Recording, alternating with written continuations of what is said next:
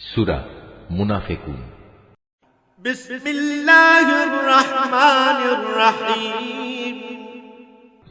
রহমান রহিম আল্লাহ তাআলার নামে।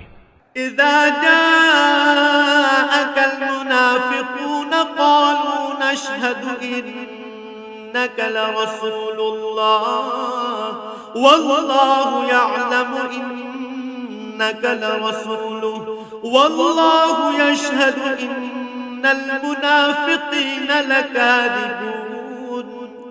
যখন মুনাফিকরা তোমার কাছে আসে তখন তারা বলে, হে মুহাম্মদ সাল্লাল্লাহু আলাইহি ওয়াসাল্লাম, আমরা সাক্ষ্য দিচ্ছি তুমি নিশ্চয়ই আল্লাহর রাসূল। হ্যাঁ, অবশ্যই আল্লাহ তাআলা জানেন তুমি অবশ্যই তার রাসূল। কিন্তু আল্লাহ তাআলা সাক্ষ্য দিচ্ছেন মুনাফিকরা হচ্ছে মিথ্যাবাদী। ইত্তাখাযু আইমানাহুম জুন্নাতান ফাসাদ্দু আন সাবিলিল্লাহ ইন্নাহুম সাআ মা কানু ইয়া'মালুন। এরা তাদের এ শপথকে স্বার্থ উদ্ধারের একটা ঢাল বানিয়ে রেখেছে এবং তারা এভাবেই মানুষদের আল্লাহর পথ থেকে ফিরিয়ে রাখে। কত নিকৃষ্ট ধরনের কার্যকলাপ যা এরা করে যাচ্ছে। যালিকা বিআন্নাহুম আমানু সুম্মা কাফারু ফাতবিআ আলা কুলুবিহিম ফাহুম লা ইয়াফকাহুন। এটা এ কারণেই এরা ঈমান আনার পর কুফরি অবলম্বন করেছে, ফলে ওদের মনের উপর সিল মেরে দেয়া হয়েছে। ওরা আসলে কিছুই বুঝতে পারছে না। وَإِذَا رَأَيْتَهُمْ تُعْجِبُكَ أَجْسَامُهُمْ وَإِنْ يَقُولُوا تَسْمَعْ لِقَوْلِهِمْ كَأَنَّهُمْ خُشُبٌ مُّسَنَّدَةٌ يَحْسَبُونَ كُلَّ صَيْحَةٍ عَلَيْهِمْ هُمُ الْعَدُوُّ فَاحْذَرْهُمْ قَاتَلَهُمُ اللَّهُ أَنَّىٰ يُؤْفَكُونَ। তুমি যখন তাদের দিকে তাকাবে তখন তাদের বাইরের দেহাবয়ব তোমাকে খুশি করে দেবে। আবার যখন তারা তোমার সাথে কথা বলবে তখন তুমি আগ্রহ ভরে তাদের কথা শুনবেও। কিন্তু তারা ও তাদের সেই দেহের উদাহরণ হচ্ছে যেমন দেয়ালে ঠেকানো কতিপয় নিষ্প্রাণ কাঠের টুকরো। শুধু তাই নয়, তারা এত ভীত সন্ত্রস্ত থাকে যে প্রতিটি বড় আওয়াজকেই তারা মনে করে তাদের উপর বুঝি এটা বড় বিপদ।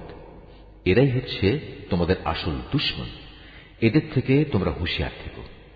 আল্লাহর মার তো তাদের জন্যেই কোথায় কোথায় এদিক সেদিক এরা বিভ্রান্ত হয়ে ঘুরছে। وَإِذَا قِيلَ لَهُمْ تَعَالَوْا يَسْتَغْفِرْ لَكُمْ رَسُولُ اللَّهِ لَوَّوْا رُءُوسَهُمْ وَرَأَيْتَهُمْ يَصُدُّونَ وَهُمْ مُسْتَكْبِرُونَ। এদের যখন বলা হয় তোমরা আসো আল্লাহর রসুলের কাছে, তাহলে আল্লাহর রসুল তোমাদের জন্য আল্লাহর কাছে ক্ষমা প্রার্থনা করবেন। তখন এরা অবজ্ঞা ভরে মাথা ঘুরিয়ে নেয় এবং তুমি এও দেখতে পাবে তারা অহংকারের সাথে তোমাকে এড়িয়ে চলে। সাওয়াউন আলাইহিম আস্তাগফারত লাহুম আম লাম তাস্তাগফির লাহুম লান ইয়াগফিরাল্লাহু লাহুম ইন্নাল্লাহা লা ইয়াহদিল কওমাল ফাসিকিন। আসলে তুমি এদের জন্য ক্ষমা প্রার্থনা করো কিংবা না করো, এ দুটোই তাদের জন্য সমান। কারণ আল্লাহ তাআলা কখনোই তাদের ক্ষমা করবেন না। আল্লাহ তাআলা কখনো কোন নাফরমান জাতিকে হেদায়েত দান করেন না। হুমুল্লাযীনা ইয়াকুলুনা লা তুনফিকু আলা মান ইনদা রাসূলিল্লাহি হাত্তা ইয়ানফাদু ওয়ালিল্লাহি খাযাইনুস সামাওয়াতি ওয়াল আরদি ওয়ালাকিন্নাল মুনাফিকিনা লা ইয়াফকাহুন। এরা হচ্ছে সেসব লোক যারা আনসারদের বলে, রসুলের মুহাজির সাথীদের জন্য তোমরা কোন রকম অর্থ ব্যয় করো না, তাহলে আর্থিক সংকটের কারণে এরা রসুলের কাছ থেকে সরে পড়বে। অথচ এরা জানে না আসমান সমূহ ও জমিনের সমুদায় ধনভাণ্ডার তো আল্লাহ তাআলারই। কিন্তু মুনাফিকরা কিছুই বুঝতে পারে না।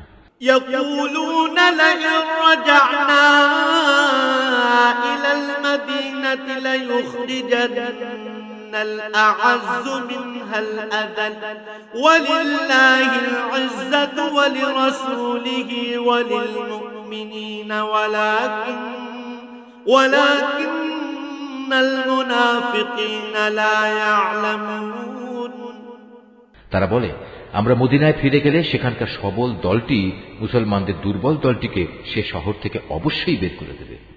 আসলে যাবতীয় শক্তি সম্মান তো আল্লাহ তাআলা, তার রাসূল ও তার অনুসারী মুমিনদের জন্য, কিন্তু মুনাফিকরা এই কথাটা জানে না। يا أيها الذين آمنوا لا تلهكم أموالكم ولا أولادكم عن ذكر الله ومن يفعل ذلك فأولئك هم الخاسرون হে ঈমানদার ব্যক্তিরা, তোমাদের ঐশ্বর্য ও সন্তানাদি যেন কখনো তোমাদের আল্লাহ স্মরণ থেকে উদাসীন না করে দেয়, কেননা যারা এ কাজ করবে তারা চরম ক্ষতিগ্রস্ত হবে। وأنفقوا مما رزقناكم من قبل أن يأتي أحدكم الموت فيقول رب لولا أخرتني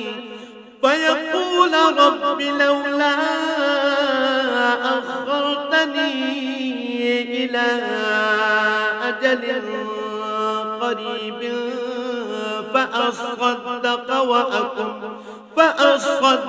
وأكن من الصالحين আমি তোমাদের যা কিছু অর্থ সম্পদ দিয়েছি তা থেকে তোমরা আল্লাহর পথে ব্যয় করো তোমাদের কারো মৃত্যু আসার আগেই, কেননা সামনে মৃত্যু এসে দাঁড়ালে সে বলবে, হে আমার মালিক, তুমি যদি আমাকে আরো কিছু কালের অবকাশ দিতে তাহলে আমি তোমার পথে দান করতাম এবং এভাবেই আমি তোমার নেক বান্দাদের দলে শামিল হয়ে যেতাম।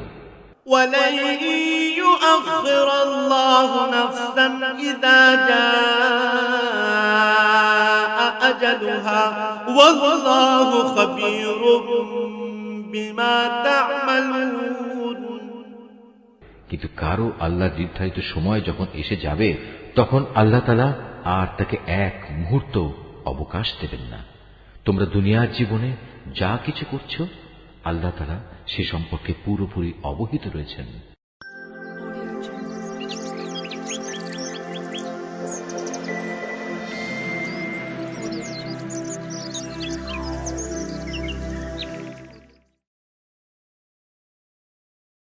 أعوذ بالله من الشيطان الرجيم. بسم الله الرحمن الرحيم.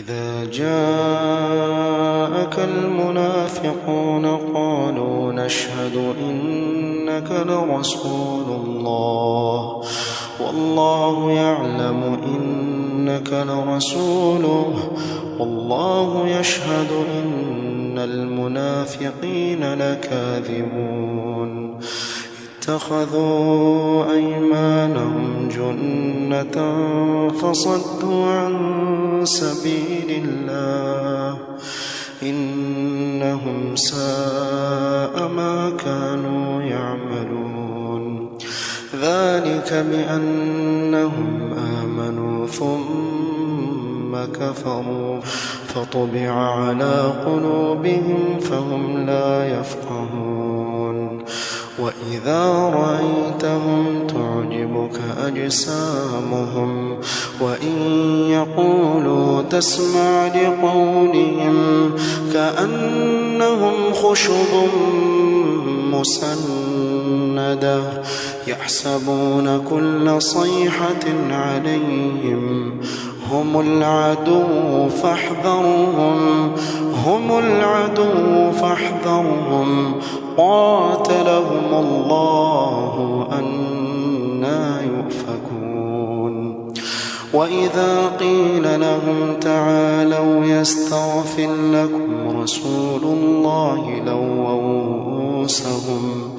لووا رؤوسهم ورأيتهم يصدون وهم مستكبرون سواء عليهم أستغفرت لهم أم لم تستغفر لهم لن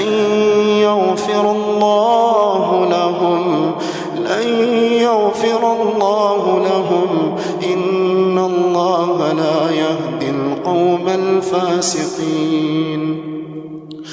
هم الذين يقولون لا تنفقوا على من عند رسول الله حتى ينفضوا ولله خزائن السماوات والأرض ولكن المنافقين لا يفقهون يقولون لئن رجعنا إلى المدينة ليخرجن الأعز منها الأذل ولله العزة ولرسوله وللمؤمنين